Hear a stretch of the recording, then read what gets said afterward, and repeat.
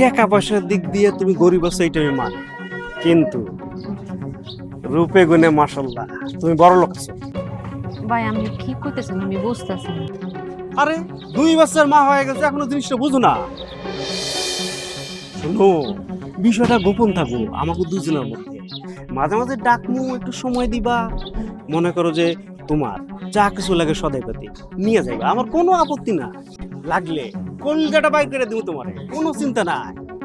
কি হইলো?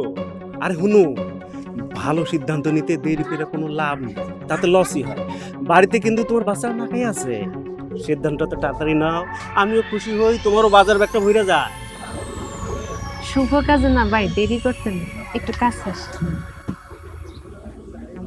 আর একটু কাছে আসেন।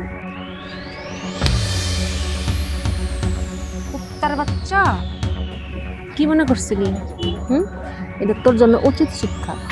তোর ভাই কইয়া রাখছিলাম। কি মনে করছিস আমি ইজ্জত বিক্রি কইরা তোর থেকে জিনিস নিয়ে যাবো? হ্যাঁ, এই জানোয়ারের বাচ্চা।